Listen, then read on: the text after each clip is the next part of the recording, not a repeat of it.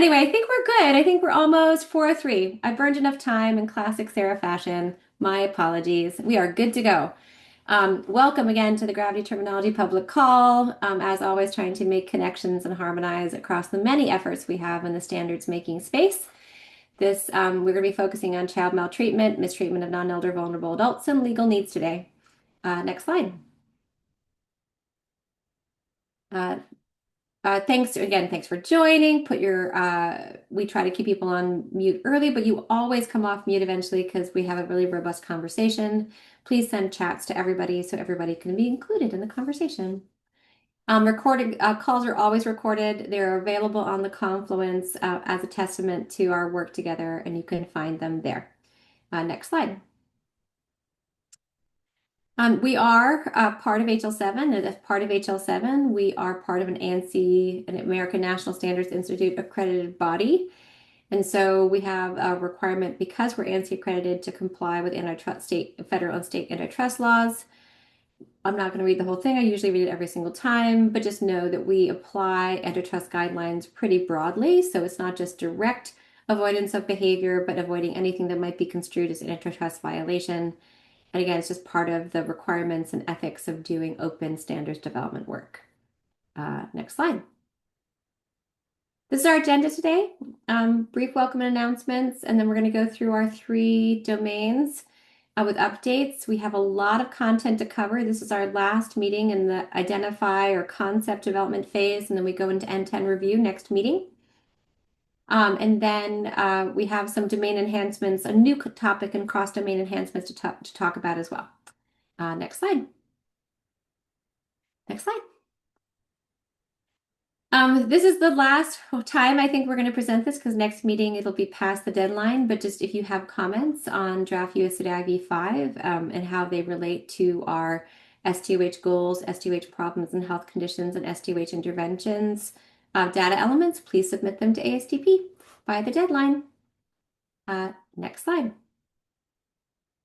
Not a ton of content here. We just had our implementation workstream, but technical workstream is still meeting Wednesdays. Always meets Wednesdays 1 to 2 Eastern Standard Time. And what they're still doing is focusing on ballot reconciliation. We're down to the wire in the final ballots towards our ST 3.0. And then tickets are always posted in advance on LinkedIn and in the agenda, and we hope you come. Regarding implementation, as I mentioned, we just had our first implementation workstream meeting of 2026 last week. Our next implementation workstream meeting is May 28th, topic to be determined. We have 2 topics we're trying to figure out what the order is. Really grateful to our partners in implementation, Civitas, for leading that work. Next slide. Any questions on the brief announcements agenda? Okay, next slide. We are an open collaborative initiative with the goal to develop consensus-driven data standards to support the collection, use, and exchange of data to address the social determinants of health. Next slide. We would not do what we do without our members. Incredibly grateful for all the members that support our work, both with their knowledge and with their financial support. And just it's the folks that make it possible to do everything we do here in our work streams. Next slide. As I mentioned, the 2nd of April is where we are, even though April snuck up on me. This is, as you can see from the calendar, the last of what we call in our terminology curation process, the identify phase. So this is the last complete brainstorming phase. And then next meeting and the next 3, we really try to lock it down, right? To identify and curate the set of things that we want to say and refine it towards that final vote in May. So there's going to be, as I mentioned last meeting, there's going to be a host of new content today, probably some more new content over like next meeting, but then it should kind of stabilize and we should be refining and pruning toward the end of the vote in May. Next slide. As per usual, the amazing team, Sarah Bahal and others, upload master lists after the meeting every Tuesday at 5 p.m. That gives us time to reconcile anything that happens from the public call and upload it. And so that's the sources of truth. It's relevant today specifically because, as we again promised, we tried to give advance notice. We're moving to having so much content, we can't talk about everything that's in the master list every time. There's just too much, especially across the three domains. So the master list is the true precedent for what we have. Instruments we've addressed before will not be covered every single meeting. And then eventually will be like, concepts that are approved that exist in prior domains. Eventually they're going to move to the master list as well, so that we really can focus on what is new and what needs our attention in our precious hour and a half every other week. Any questions here? Okay, next slide. All right, so on to mistreatment of non-elder vulnerable adult concepts hot off the presses. We had some really good work this morning. Next slide. I am so grateful. We all are so grateful for the amazing subject matter experts who guide our work. Dr. Jeffrey Hall, Dr. Ron Asierno, and Dr. Shannon Griffin Blake. Incredibly grateful. This is the point in our work together where I start to miss them in advance. And grateful for their guidance to this point. Next slide. This is just the level setting. I don't know if we'll do this again next week because we've said this pretty much every time, just knowing that the core use case is addressing abuse of non-elder adults that triggers engagement in adult protective services. Knowing that we've weighed definitions of vulnerability. We have analyzed how establishing vulnerability is a risk-benefit analysis given challenges to patient autonomy. We've examined the dimensions of vulnerability. And we've stated and agree now that vulnerability has to be considered within the lens of the type of mistreatment. So a vulnerability, like a physical vulnerability, doesn't put you at risk, isn't the same evaluated different types of non-physical mistreatment. So just noting that, again, we're not going to mention that probably next time because we've talked about it each time, and now that's all contained in the definition. Next slide. This is the really thoughtful definition that we presented last meeting. I want to read it again, and then, just for the sake of time, probably not read it in full the next time we gather, but because it's new, mistreatment or maltreatment of non-elder vulnerable adults refers to all forms of physical and emotional ill treatment, sexual abuse, neglect, or negligent treatment, or commercial or other exploitation that result in actual or potential harm to an adult whose vulnerability may increase the risk, severity, or duration of such harm. Vulnerability is a state of physical, emotional, cognitive, and other impairment that increases an individual's risk of experiencing abuse, neglect, exploitation, and violence, and increases the severity or duration of its consequences by making the person unable to independently meet their basic needs, seek help or report mistreatment or maltreatment, protect themselves from harm, or access individuals or social support systems willing and able to provide adequate protection. That was a lot of thought that went into that.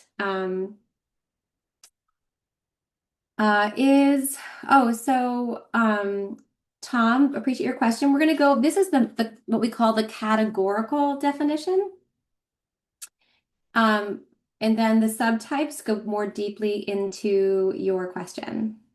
I should say, and Jeff is here on the call, our subject matter experts are very prudent when it comes to developing concepts because of the difficulty already of parsing how different types of abuse manifest in different situations. So more to come. Understood. Thank you. Hi, Tom, by the way. Next slide. Sorry, And thank Sarah. Hi. Hey, can you go back? Okay, yes. So I get that this is a categorical thing, but boy, this category has all kinds of things in it. Correct. So the first one that I see that I wish you would almost make two paragraphs is the difference between mistreatment, maltreatment, and vulnerability. Okay. Because mistreatment, maltreatment is I think is the way I'm just kind of reading again, but is I'm not saying this categorical, I mean, small e, it's an event, right? It's a thing that occurs, I believe. Uh-huh. I want to understand if that's what you mean, that it's a thing that occurs. And then vulnerability is a state, right? As you say, so Hmm. it's a personal thing. Hmm. Eventually, I guess you could say, groups of people and stuff like that. But vulnerability is, let's just say, internally looking, and mistreatment, maltreatment sounds like it's a statement of event. Hmm. And those two things, I think, I get that they're all under mistreatment, that makes sense to me, but they really fit into modeling in different places, in my I hear opinion. you. And so I would at least separate them into two different paragraphs We because can they're do that. probably going to be modeled and then inserted into healthcare exchange and documentation in different places. Yes, and well, if you stay with me on to the next slide. Oh, Jeff is ready. Yeah, no, I figured there's going to be some of this. There better be some of this in the next couple of slides, But but yeah, there's a lot when I say Jeff is ready to talk, when we say categorical, there is no code that will be created for this. no, It's that's it, fine. it's the And I'm name of not, the bucket, I right? get that. I'm thinking more model than code, but anyway, I would separate them because you want people to think about them as, well, I'll say this, as distinct things in the context of mistreatment. So go. Jeff, do you have something brilliant to say? Usually you No, do. I actually agree Okay, with what Dr. McClure just said.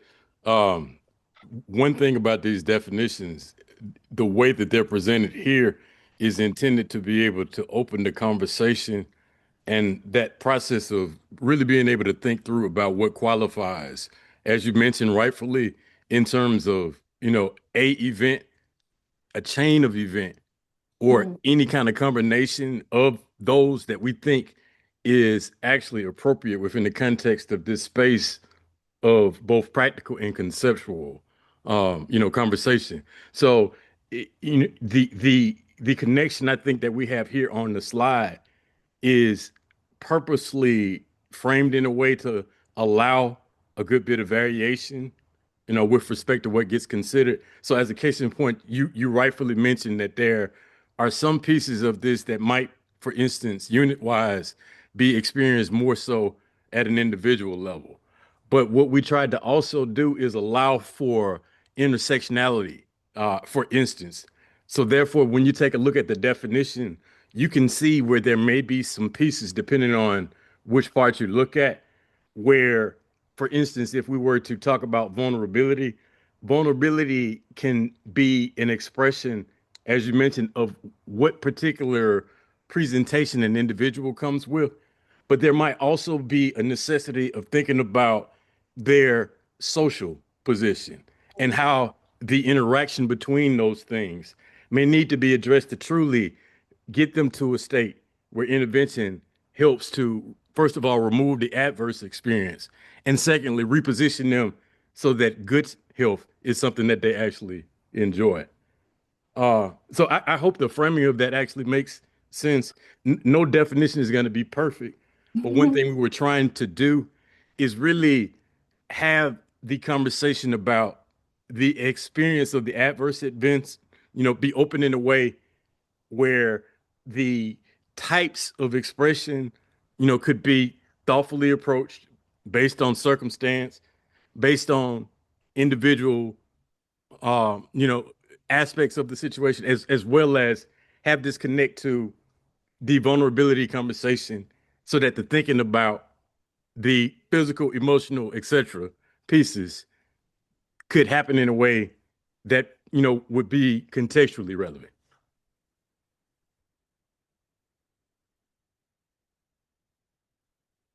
Yeah, I'll just respond. I mean, I get it.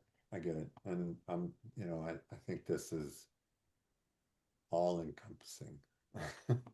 Uh, so I think well crafted and I don't see any loose threads, but I'm Well, just suggesting, well, let's go forward, but I just see in it, because it's so well crafted, two kinds of things.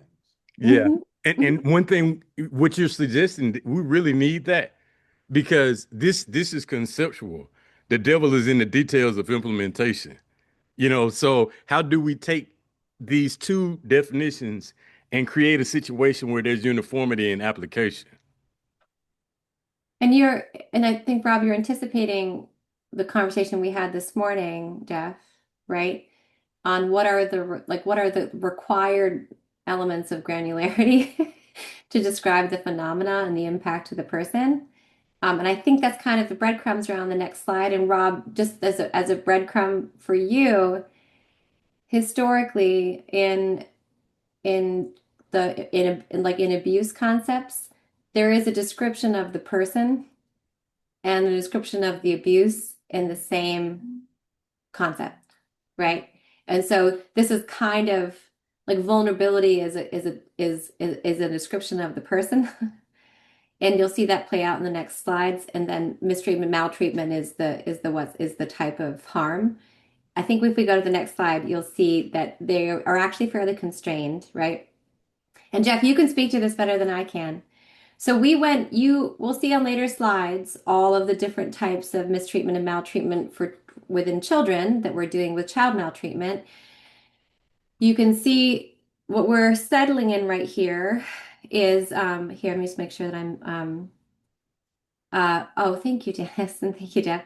Right, so we have the type. So again, out of complete prudence, because instead of a cacophony of different type of things, there are 5 different types of mistreatment that our SMEs are representing: physical, sexual, psychological, financial, and neglectful.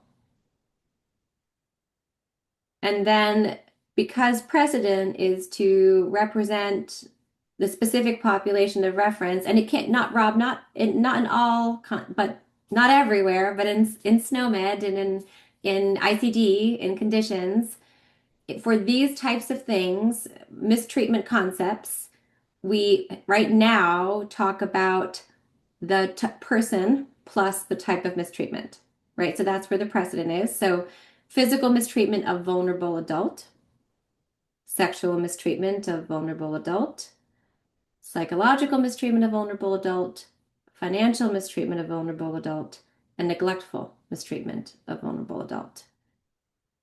For those of you who were here last time, you know that it's a higher level and simpler framing than we have in child maltreatment, but this is the hot off the press concepts that would become the finding of note for this domain. Rob, is that helpful? Representing it could be represented in the model with a vulnerable adult concept and psychological mistreatment concept, but it's not right now in precedent, so they're combined. Far. Did you have, bring it?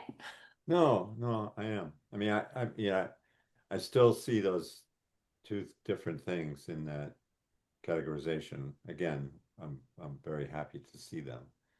And now they're brought back together, I think, is what you're saying. And I'll have to see what that means.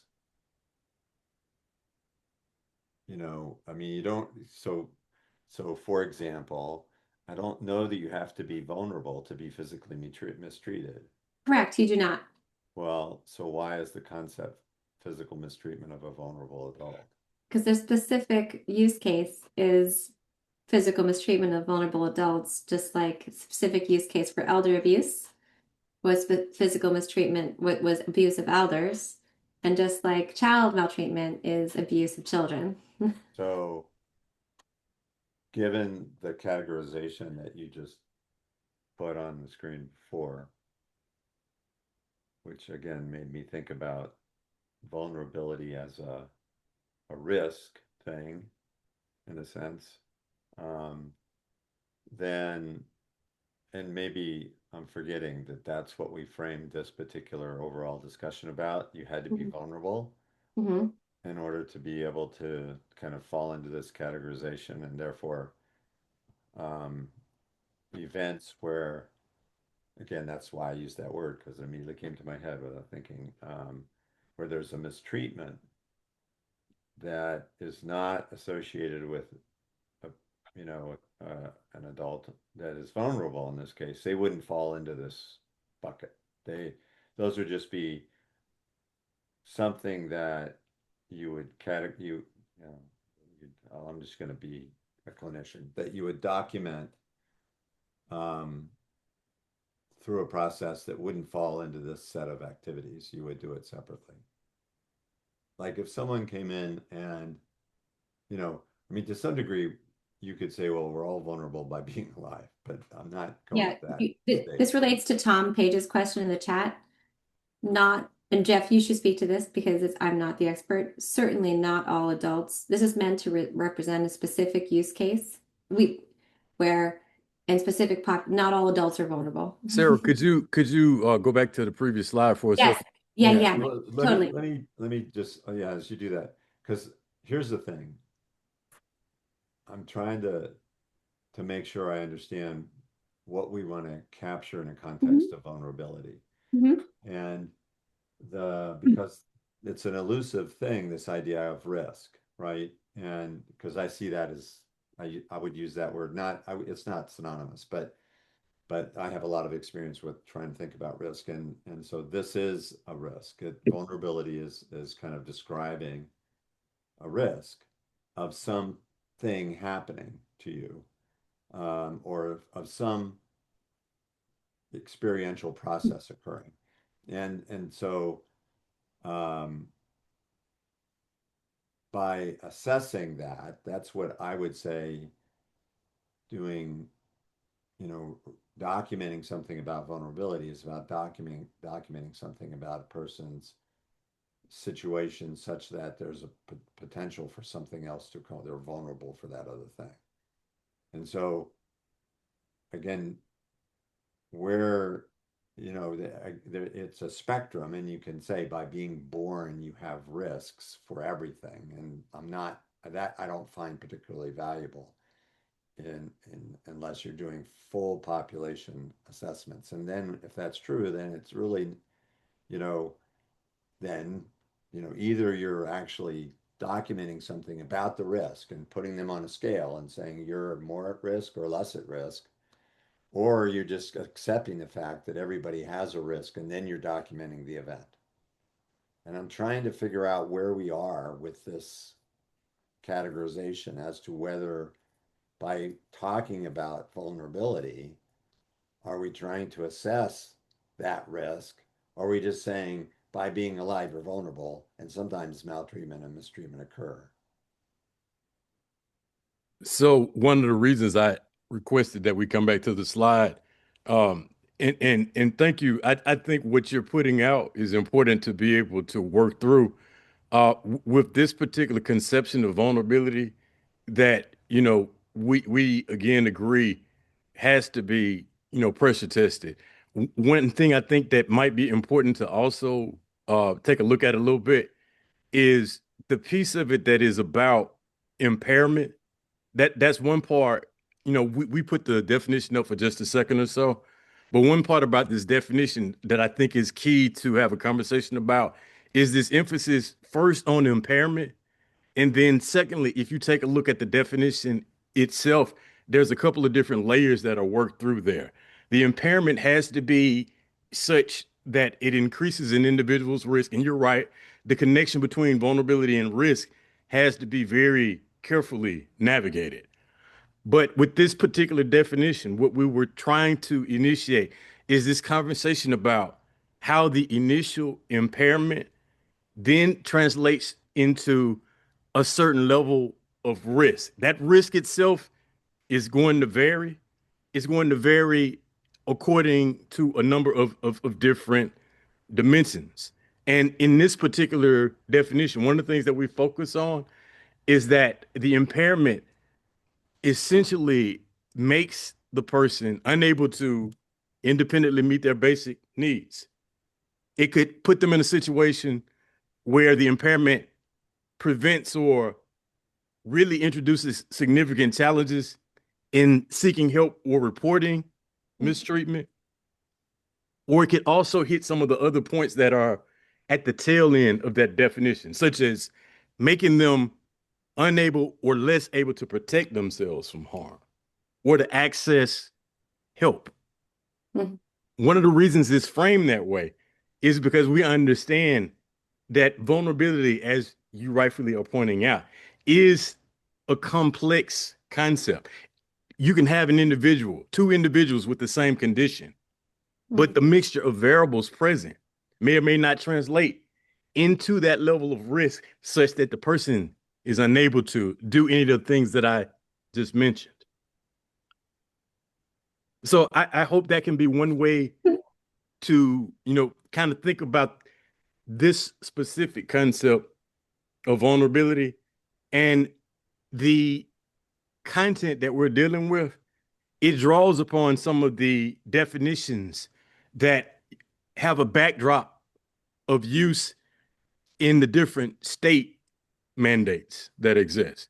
Um, we were hoping that that would also kind of create a situation where this state level variation in vulnerability framing could be partially accommodated by having this back into the nature of risk itself, by virtue of the removal of that ability to protect themselves. Mhm.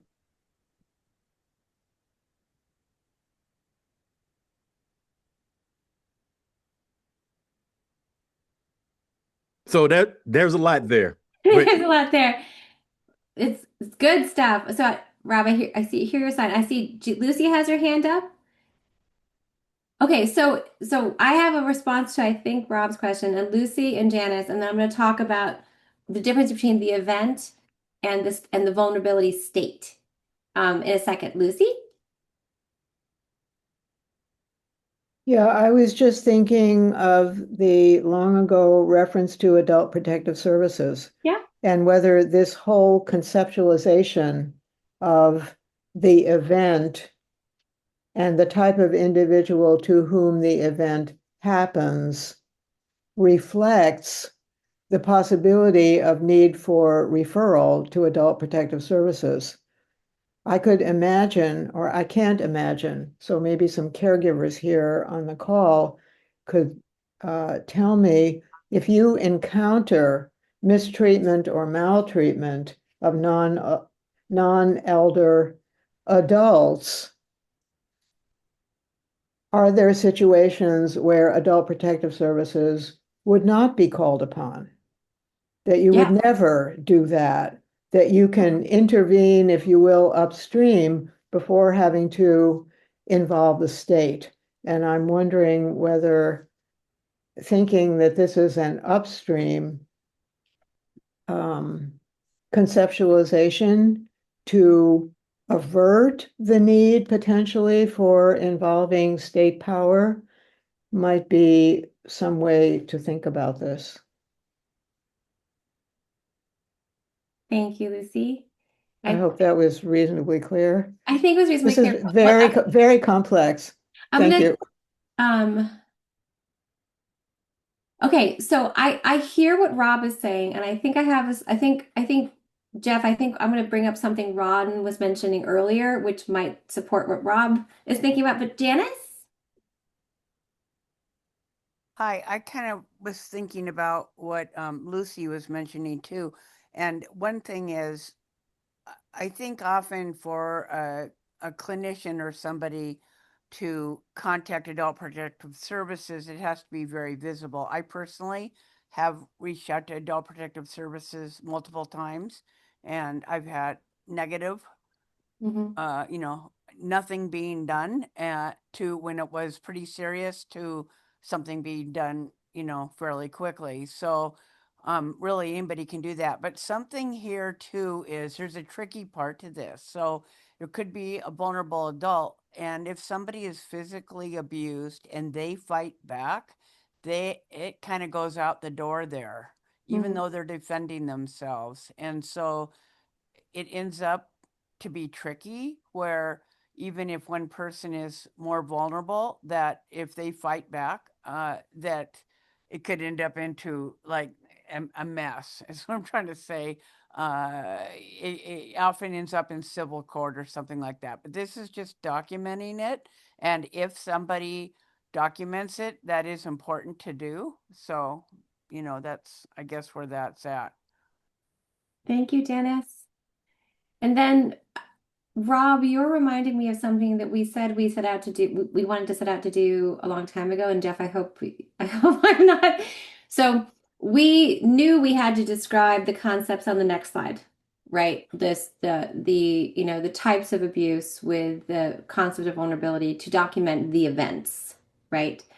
At least we assumed we would have to do that because there's precedent, and that's what we've done with other domains, and that's what we are doing with child maltreatment too. One thing that we've talked about also, and Rob, I think this leans into what you're saying, is actually talking about like the process of establishing vulnerability as an independent variable separate from the mistreatment, right?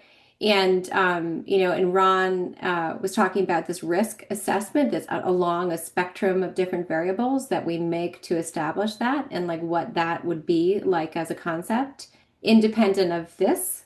And so, Rob, I think I hear in your questioning something we set out to do before. So certainly today we're presenting this concept of these combined, the vulnerability. One of the, you can do that, but then the set of resulting values for each type, like there was a changes of only one of the two. Rob, what do you mean? Well, I apologize for hitting return right in the middle of what you were talking about, because I didn't want you to stop. Oh, I did. Yeah, I'm But like so too much. maybe you should continue and then I can kind of go into that. Well, But I I mean, mean, these are your concepts that are falling within this category, right? so so what do you say? This slide Yes. talks about these 5 different, Types of mistreatment yeah, within five, this five domain. different types of Yeah. mistreatment. Yeah. And based on, the conceptual framing that you placed, which is, describes there's different things that can happen. There's different kinds of information we're going to be collecting with regards to physical mistreatment versus sexual mistreatment. And again, where my concern is that means that the set of results that you get that are associated with each one of these types either it will tend to focus on, like I just said, like the different aspects of physical mistreatment, right? In that particular category, that particular type. And you might then in that lose the the scaling. These are really wrong words, but the scaling of the risk of being a vulnerable Oh, I hear what individual. you're saying. Okay, because So you either we're then not have, creating these categories of vulnerability. We're yeah, saying so that there's this like you're either vulnerable or you're not. Like, right. I'm okay, worried that you're either that in the okay, context of doing this, we would be okay. considering people either vulnerable or not. That's exactly right. Whereas it's actually a spectrum. Like, okay, so I think with Totally. that That's right. question, we Yes. have enough information to go back to our brilliant SMEs with that very thoughtful question that is very appropriate at this time and sort through the nuances of that with our subject matter experts. Jeff, does that part make sense? I think. Yeah, well, and Sarah, this gets into what we were talking about, Yeah, I know. because Yeah. although people tend to want to focus on one, we know you can have multiple experiences Mhm, co-present, mhm, mhm, right? So one of the ways, you know, we would like to actually have this be worked through is that all experiences that are present be documentable, mhm. because that creates this opportunity to ensure that the whole person and the whole set of experiences that need to be subject to intervention, are put on the table to be examined in a way that allows the best sets of outcomes to be so. And thank you. And so, Rob, this is our first take. I hear what you're saying. And I think we'll take that, I think finally I kind of got it at the end. what your thought is, and we'll take it to this meets next week. Sound good? For their ever so thoughtful Yeah, attempt to not omit things and represent the spectrum. Sound good? Yeah. I know you. Just yeah, come back. I just have to come off mute every time, but yes. Yeah, yeah, just come back in 2 weeks so we can keep on going. Okay, next slide. Sarah, I This- just want to call attention to what I chatted here and that Okay. Rob was good enough to give a thumbs up about it.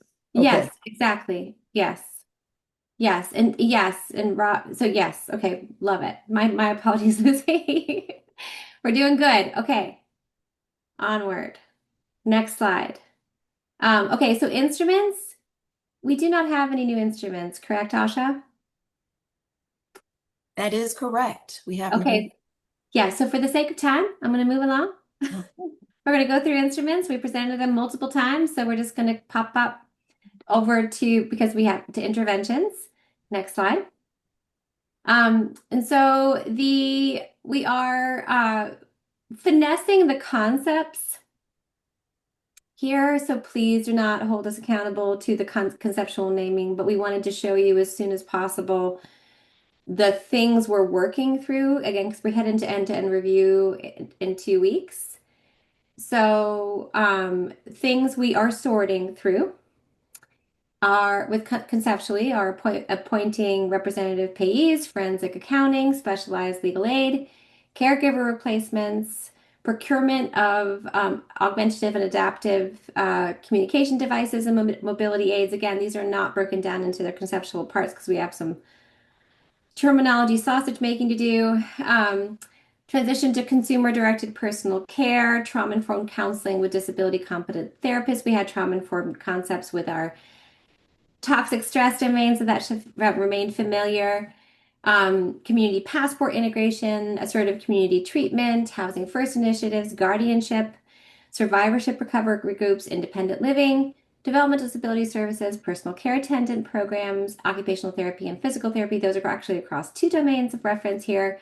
SLP, that is also across 2 domains of reference. And this one is, again, understanding that it's a sentence that will become a concept. We're aiming towards representing digital solutions to protect vulnerable individuals. And we had a long conversation on that today.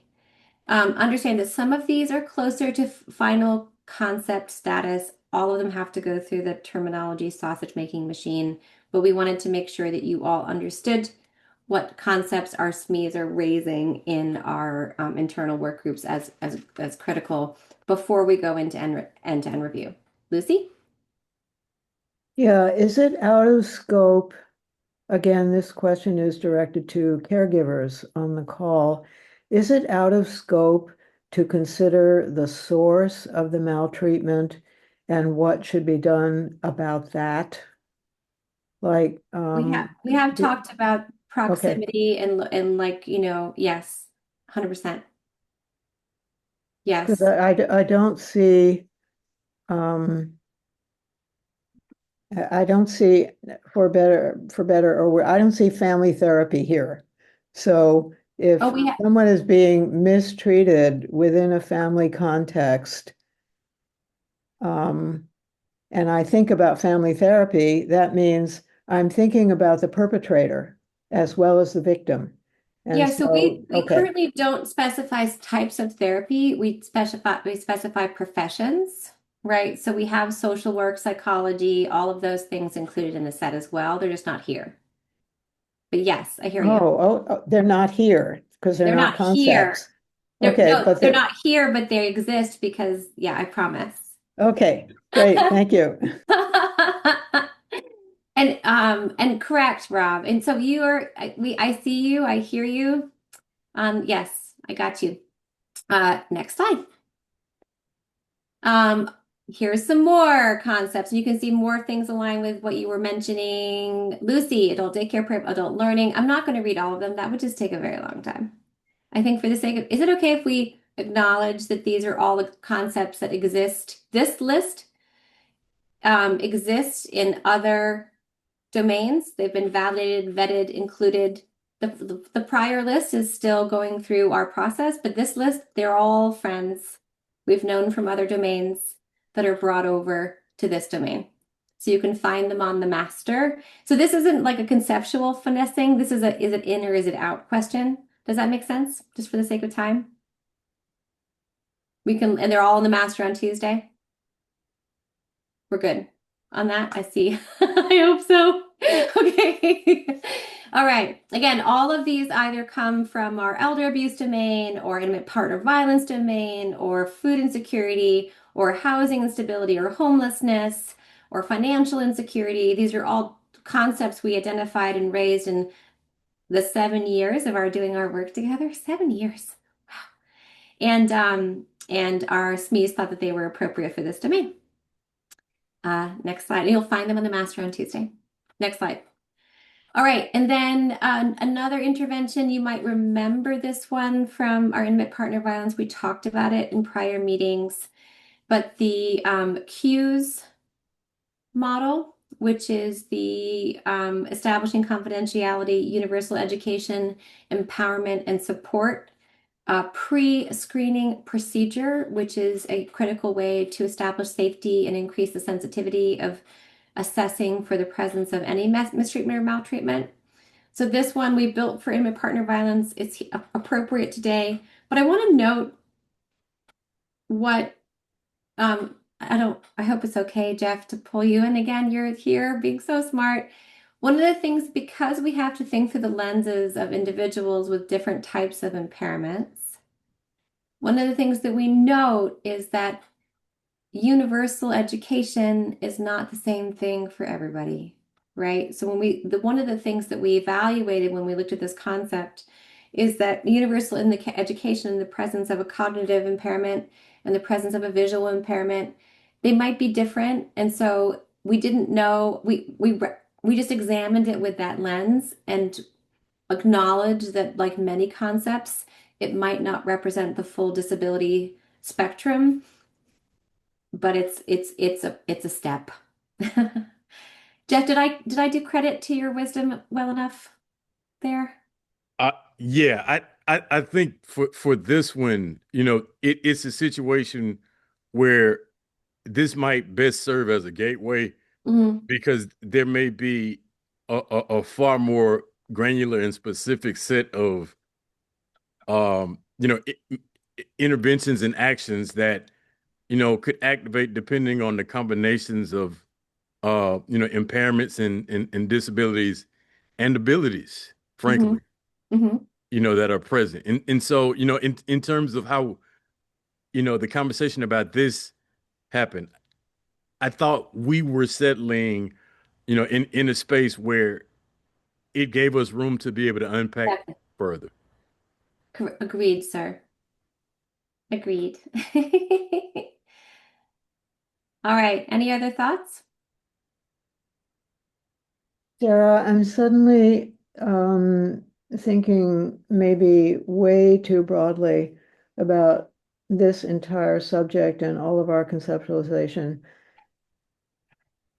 There will be some cultures where some of those conditions or some of those events in our definition are not considered bad. And so the intervention, then we talk a lot about cultural sensitivity and cultural competence. The fact is that there are events or actions that some of us on this call would say, oh my God, something has to be done. But others on this call, and certainly others out there in the universe, would say, what's the problem? We always do that. So I'm just wondering whether cultural competence has come into this entire conversation. I see Jeff coming up. Yeah. Yeah. I like when Lucy speaks because she's right. We did talk about this. Thank you, Jeff. Yes. Okay, Yeah. great. I mean, Okay. no, seriously, this is the type of stuff I think we do need to unpack because, what we're trying to do is make sure that what we're coming up with isn't just something that's conceptually acceptable, but that falls apart in reality. And Mhm.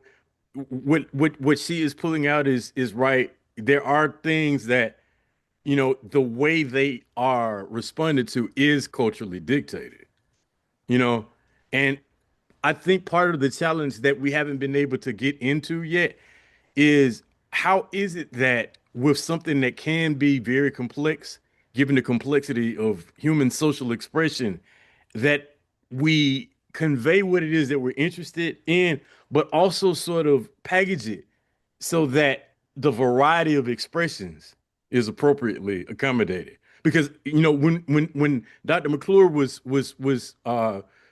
talking about vulnerability, I hear where he's coming from, because part of what activated in my own mind is there a need to be able to lay out examples of different types of vulnerability so Mhm. that the concept of being able to actively account for variable risk is something that isn't sort of left only to the sensitivity of a given actor. Brilliant. So Lucy, yes. And I want to note, that's partly why I think if you look back, the definition of vulnerability changed significantly because of wanting to think through like through different lenses. We also are reaching out to our to friends in the ecosystem to make sure that our interventions are reflective of different cultures, and we're definitely trying to think through that lens. Susan?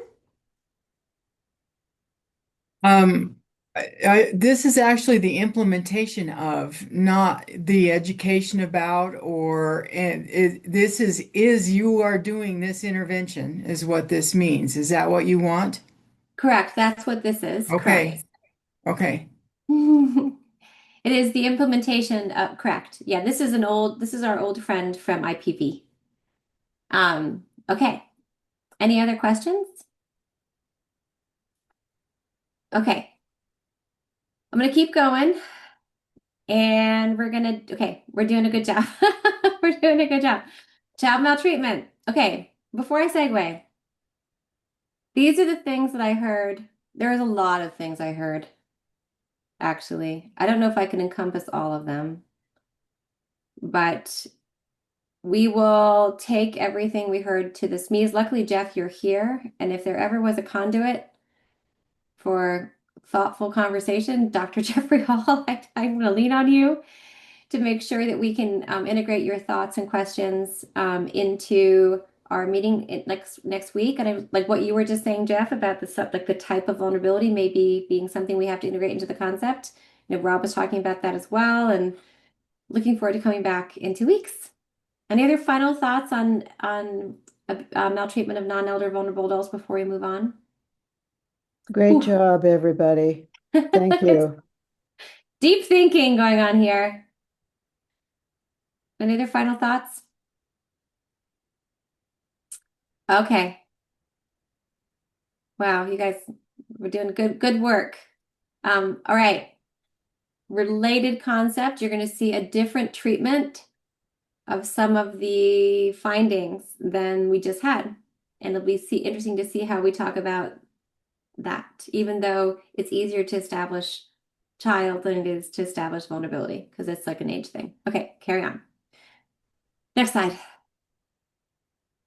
So these are amazing subject matter experts. The wonderful Dr. Emily Brown, Dr. Kathy Wells, and Dr. Phil Scribano. Very, very grateful for these three child abuse pediatricians for their guidance in this domain.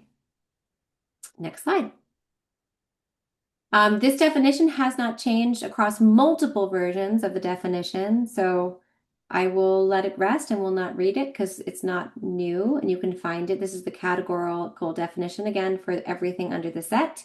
It will not be a code specifically. Next slide. So these last time we were here, we presented to you a bunch of different versions of definitions that we were sorting through.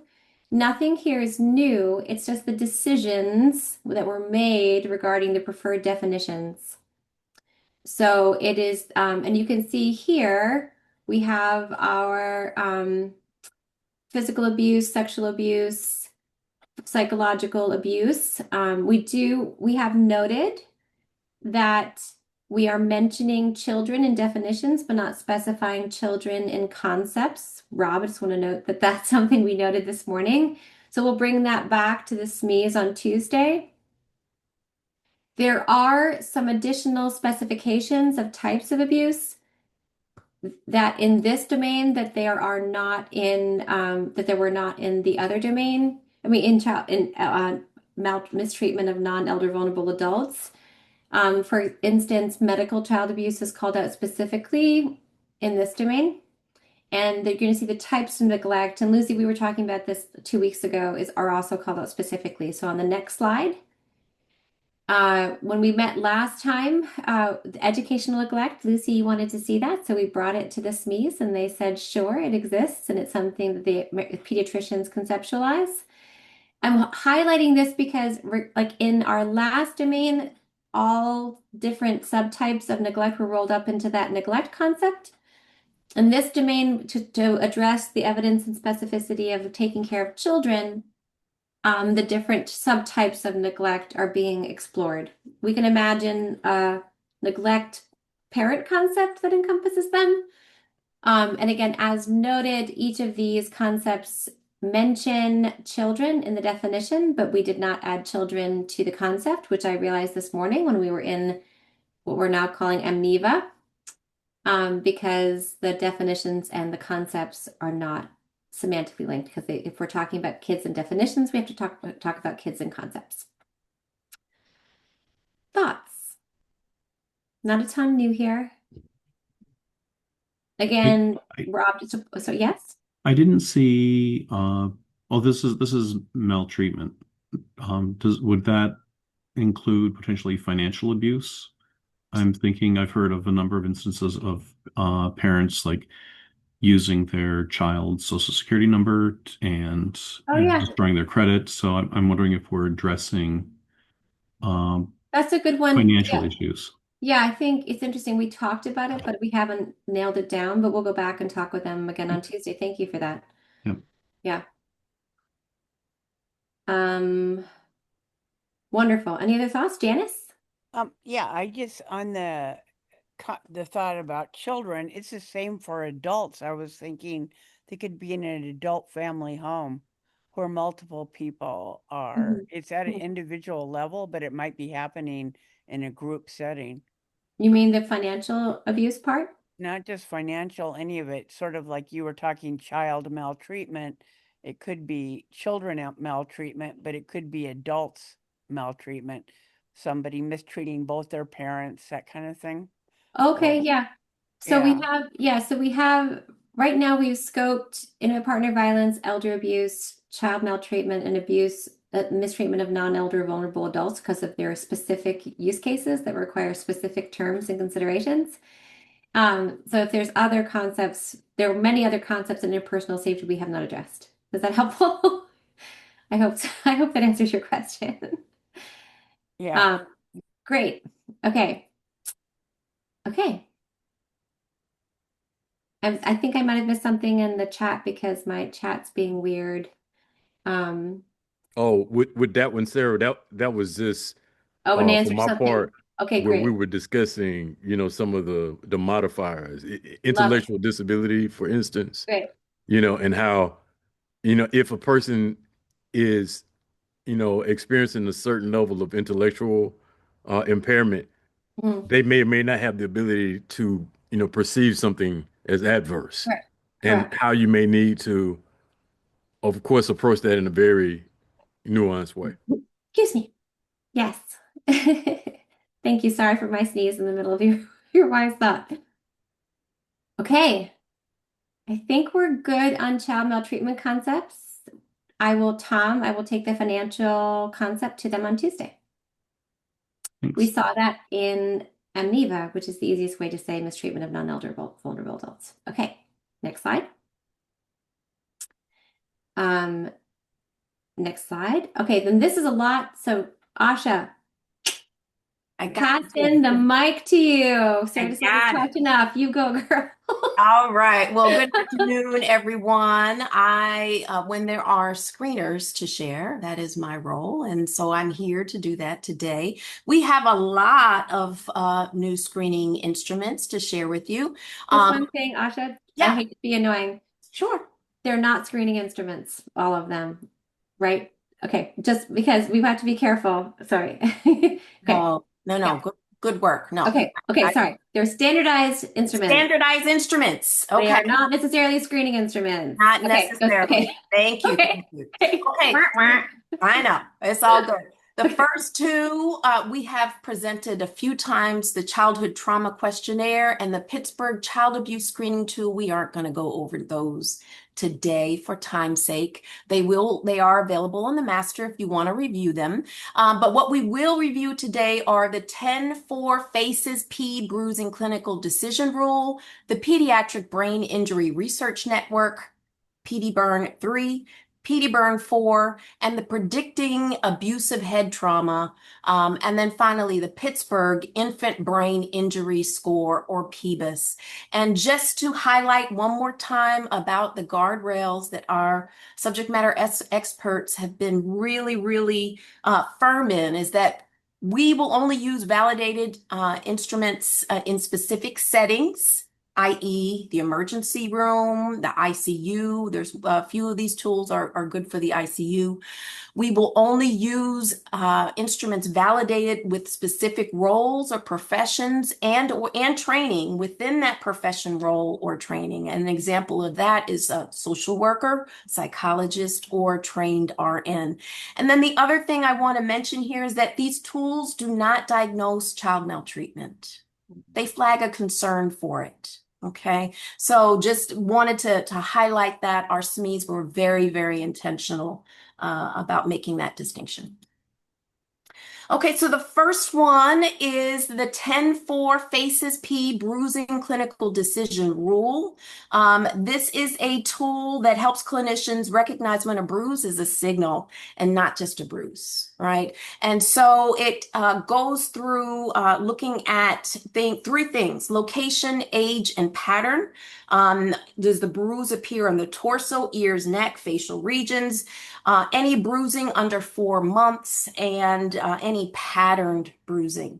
So again, this tool does not diagnose abuse, it just flags the concern for it. And then moving on to the PD-Burn 3, this comes from the Pediatric Brain Injury Research Network.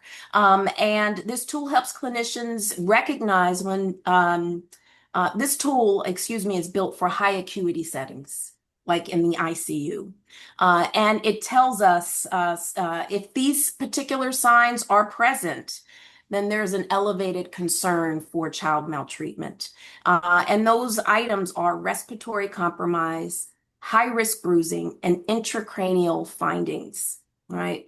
So again, this is a pattern recognition tool under pressure meant to be used in an acute setting like the ICU. Then we have the PD-Burn 4, which adds an additional element to the PD-Burn 3, which includes the radiographic signals. So what this does is it increases the precision of the flagged concern with an additional element to be assessed. And then we have the Predicting Abusive Head Trauma, or the PRED-AHT. And the PRED-AHT aggregates multiple clinical features into a risk model, right? We're looking for bruising, seizures, apnea, fractures, retinal hemorrhage. Each is captured either as present, absent, or missing, or not recorded. So this is a really good tool to understand head trauma, abusive head trauma in a pediatric population. And then finally, we have the Pittsburgh Infant Brain Injury Score, or the PEBIS. The PBIS gives us it's a simple scoring system to guide imaging decisions. It takes dermatology findings, the age of the victim, head circumference, and hemoglobin, and it contributes to a total score. So what this does is it takes the clinical judgment and structures it with an actual score. So these are the 5 new tools that our subject matter experts have advanced into the value set. There will be more to come. We have some others in the pipeline for adjudication with our subject matter experts, along with some goal concepts. And so next time we will have those to share with you. Any questions before we move on? I just wanted to comment from the sake of and Emily is on the call, our one and only Dr. Emily Brown. It's nice to have you here.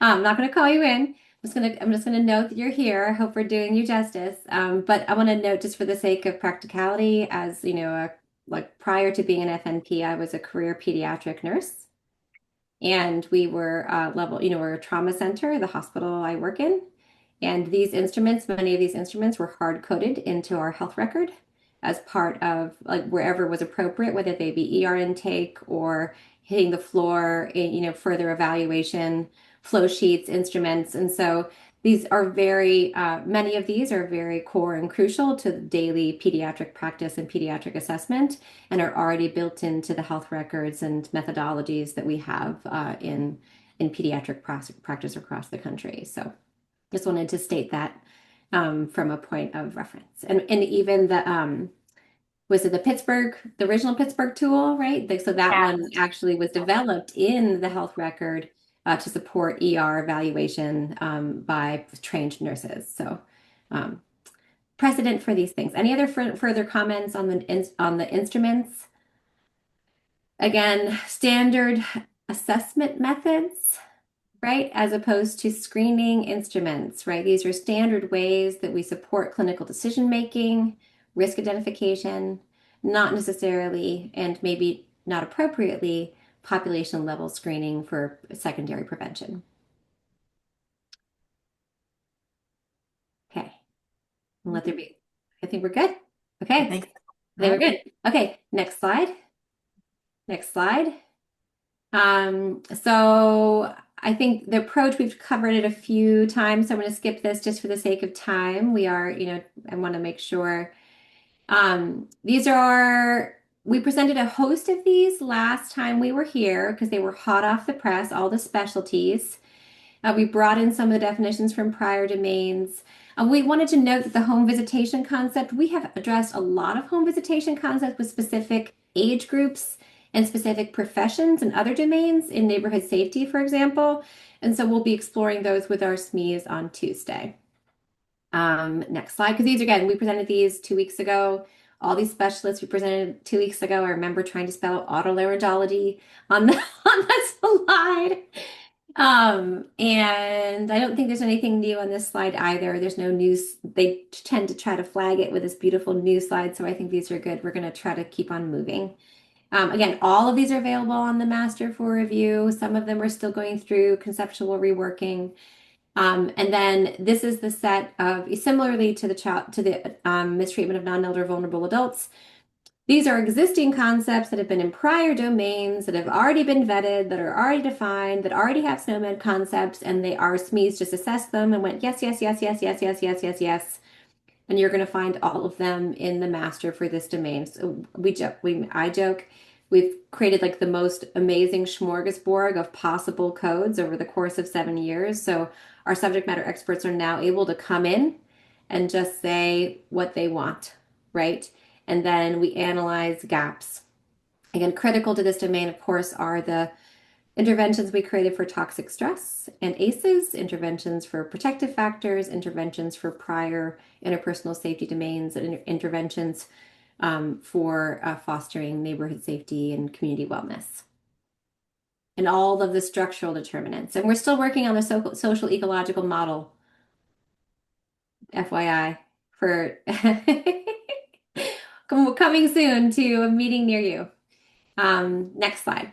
again, all of these have been present in other domains. Any questions? That was a quick run through child maltreatment, only because it was ahead of the game, I think, a little bit. There's a lot of the primary new concepts are either existing interventions that were validated or new instruments. But I do want to highlight the different approach to the actual mistreatment, maltreatment concepts. All the subtypes of neglect called in. Okay. Next slide. Here we go. We're doing it. We're doing it, Asha. Okay. Legal needs. All right. Next slide. Our lovely subject matter experts, an amazing group of attorneys, and our lovely Dr. Marcia Regenstein, Jeremy Spiegel, Marcia Regenstein, Omar Martinez, and Teresa Brabson. Lovely, wonderful, wise humans we get to meet with every Tuesday morning. Next slide. Next slide. There's no new instruments, but what do we do? I don't know who's been asking for it. Every time I present OPAL, we say, there's a missing header. This time we presented the header, right? So the header for the OPAL instrument is, and this is why it looks like the question, would you like help with, and then check all that apply, looks like it's not legal needs related and or just specific to legal needs. And then you see the header. We at blank setting want to make sure you have all the help and support you need. If you want help with any of the topics listed below, please let us know by checking them off. We have an on-site team including free legal help to help you and provide you with other information about other resources available to you. So that's why it's a legal needs instrument. Janice? Yes, this is interesting. Something came to my attention. I work with a research group with some hospital organizations, and they are, adopting medical legal partnerships into their, whatever what they have available.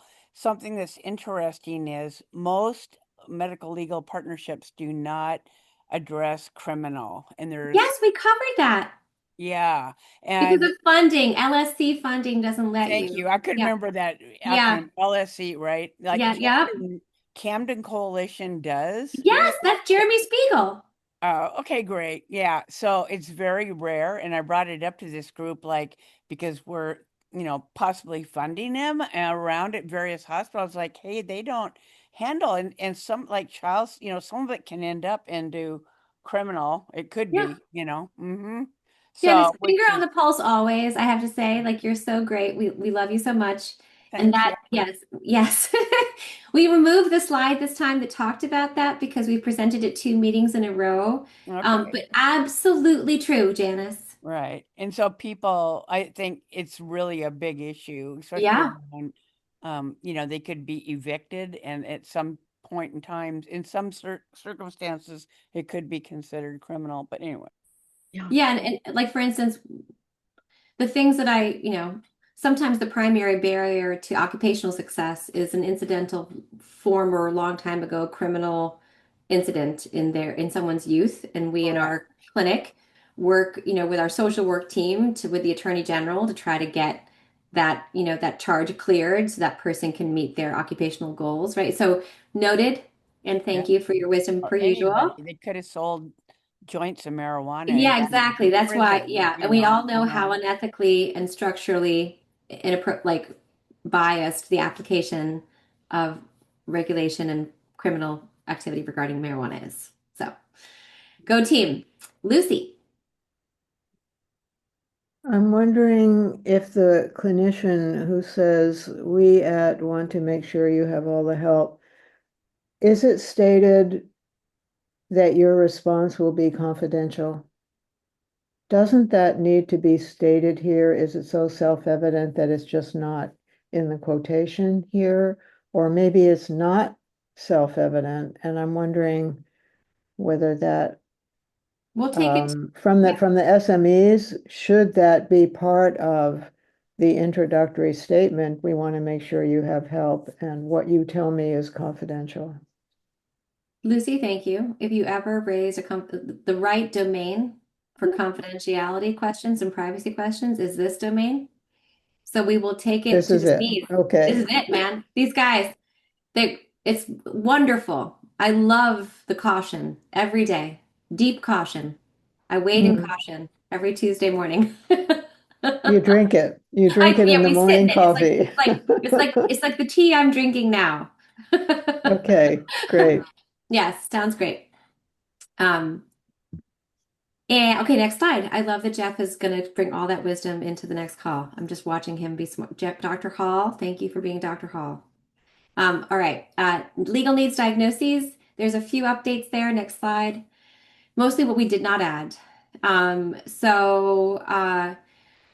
We defined legal needs last meeting. I'm not going to read through it. We did lean into defining health harming legal need because of how critical that concept is, specifically for medical legal partnerships. It's kind of the raison d'etre for that, for that partnership. Health harming legal need arises, and this you should recognize this because we presented it, this concept in maybe you don't recognize it. I'm so sorry. One might recognize it from incarceration status, because this concept as a health harming legal need came up there as we were trying to name civil legal concerns that were affecting people with criminal legal histories and the injustices regarding that. So a health harming legal need arises when a person has a legal conflict, problem, issue, and or matter for which they would benefit from advocacy, legal assistance, or justice system intervention, whether or not they're aware of it, that adversely affects a person's health or access to healthcare. We had two different definitions for health harming legal needs, and this is the one we settled with, and this is new. We've mentioned we were exploring it for some time though. Next slide. We debated, and Lucy, caution. We debated whether or not to make a concept beyond legal needs that indicated when something was of a nature that required a legal professional to address it. Many legal needs are capable of being addressed by non-legal entities like social workers. The social worker in my clinic is waiting in legal matters, legal needs every day.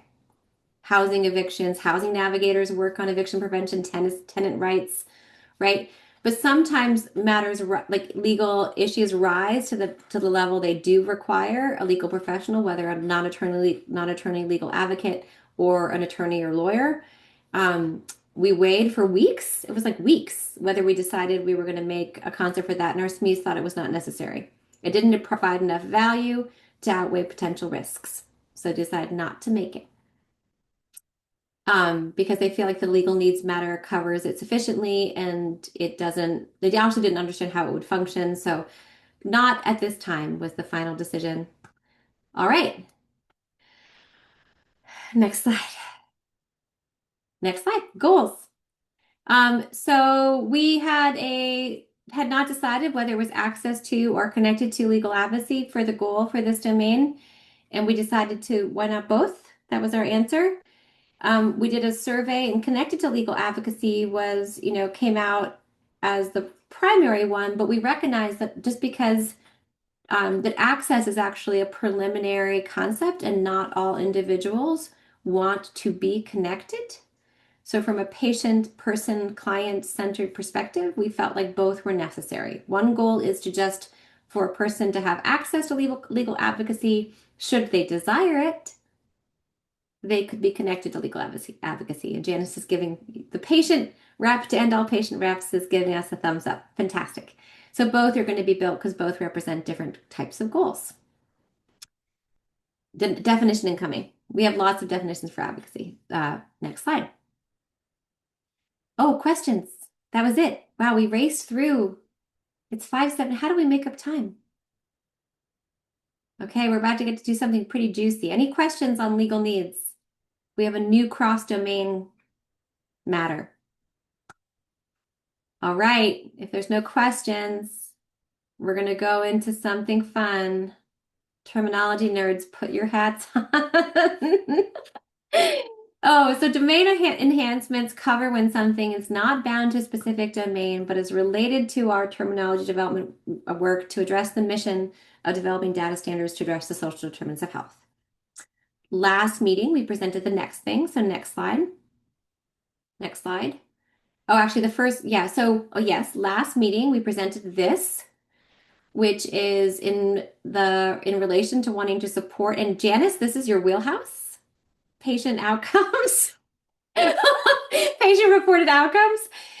So in want our members and across the different stakeholder types care deeply about representing the outcomes of our interventions, whether it be a simple referral, like, referral closed loop, right? Whether it be the patient actually connected, whether it be the patient's concern or social risk was addressed and is in remission, whether it be, you name it, like a decreased level of severity on a USDA food security instrument, goal attainment scale met. I mean, the realm of things we've conceptualized within outcomes is vast. It's just vast. But we had not had till this day a patient experience of social care item or measure to support the ecosystem desire for outcomes evaluation until our friends at Siren made it. So our co-founders, UCSF Siren, were here 2 weeks ago presenting on their now lovely and getting implemented all across the nation experience of social care measure. So there's 3 different types of areas of assessment: experience of being asked about social financial situation. So this is kind of goes into Lucy, some of the confidentiality concepts like level setting, experience of assistance, whether it was actually helpful, and then there's an overall question because if the goal is to try to really integrate this to existing patient experience measures like CAHPS measures, there needs to be a single summary question because we're unlikely to integrate all of these 6 sub-items. And so you have 6 questions and then a single overall item. We presented it 2 weeks ago, but this would be a standardized instrument that would be in all of our different domains. Thank you so much, Janice. This is really your area of expertise. If you want to know further information about its development, our lovely friends from UCSF Siren were here 2 weeks ago presenting on this. So Sarah, when are these questions getting into the Press Ganey patient experience Well, that's the whole survey thing. that we all get? I know. So Lucy, that's why they made the final question, was because they decided, the Press Ganey folks, they're like, we're not likely to integrate 6 new questions, but maybe we could integrate 1. And Siren was like, great, we'll make 1. So I don't know if we know yet, but we know that UCSF Siren is in conversation with them, and we know it would be really helpful. Right. Yeah. All right. Okay. And oh, the data this will create. I can't even, it just makes my feet tingle. So it's very exciting. It's good to know whether what you're doing is actually meeting patients' needs. Next slide. Okay. Oh, yes, thank you. Yeah, so we have these 2. So these are concepts that are cross-domain relevant. So it's not just these domains, not just one domain, all domains. If these are approved, they will go into our cross-domain general SDOH like value sets and then be part of every domain. We have long wanted to put in the assessment of social care needs into our value sets, and then we also identified that referral to patient navigation service existed. Sarah Bahal and Asha and Susan, amazing work, and so we're proposing that one should go in as well, because in every single domain, patient navigation comes up, and housing, like types of navigation, comes up as important. For those of you who are unaware, we do try, we can't build just a refer to patient navigator concept per SNOMED regulations until there is a patient in US realm, until there is a patient navigator profession within the National Uniform Claim Commission. So part of our job as Gravity terminologists is to go regularly to the NUCC and advocate for the professions we feel like need to be represented in that taxonomy. In the meantime, we have this because patient navigator doesn't exist in the NUCC. So thank you. We have this for now because we can develop concepts for services and programs, but the rules are dependent upon NUCC for US use. That was a lot of nerdy terminology business, but just know we're trying. So Okay. Sarah, Yeah. for your presentations before NUCC, if some activity is licensed, there's not going to be any discussion about whether it goes in our list. If Correct. if some profession is developing or considered desirable, what are their criteria for saying, okay, we're going to put this on That's our a good list? question. I'll ask them because the reason why I thought Patient Navigator would be in because it's written into CMS regulation, right? It's like a core. So I will ask the next time I go. I promise. Great. And we can put a link to the NUCC taxonomy in the chat once I Please remember. do. Yeah, Please do. yeah. And put a link to who they are and how they get there. Thank you. Lucy's like, I'm ready. Okay, next slide. I think we're going to get through all of our content. Brace yourselves. Okay. Thank you, Sarah Bahal. You are golden. Okay, social care specialty. This is 2 slides that are really dense, very preliminary. This might take us a year. I have no idea. But we are endeavoring, we are engaging in this work. It's been a long day. Next slide. Okay. Background. We have been working over the course of the last 3 years now to develop the open classification of social care services for the purposes of navigation and connection to services. That means we are necessarily engaging and harmonizing with work to represent social care services in directories because they're related. I hope that makes sense. So the work that's going on in the national directory issues and like CMS framework and FAT and all that stuff, we are harmonizing to make sure social care organizations and social care services are integrated into that work. When I say we, I mean lots of people because it's a Gravity member effort. It all like many people, not just me. In addition, so we're also working on supporting directories with social care organization types. So we have the type of social care services. We have the types of social care organizations. Yes, Lucy? I'm going to be really contrarian here. Okay. I don't think this is what Gravity is about. Oh, the terminology, the concept is, wait, I promise. I don't see how, given, I don't know, social work is 100 years old, and I don't see how this is within our scope of work. We are interested in the social determinants of health and how to address them. And it's not within the expertise that I'm familiar with that we start talking about a new profession. Why aren't they doing No, it? a specialty is not the same thing as a profession. Like a specialty is shared by multiple professions. It's not just social work specialty. I promise. Stay with me. Stay with me. It's a snowman code. That's why we're being asked to do it. At least we can not do it too, but that we're being asked to look into it by everyone, right? Okay. So it's not just social workers who are specialists in social care, and I'll get there. I do represent them and talk about them though. So in addition, one of the ways entities tag themselves is in a directory is as having a specialty. And there's no concept for social care within specialties. It's hidden, right? So I can say I'm an endocrinologist. I can say I'm a clinical psychologist. I can say I am a, pediatric hematologist, but I can't say I'm a specialist in social care. So that means tagging that specialty within directories is impossible. It doesn't exist. And so that's like a data missing problem. Lucy, does that part make sense?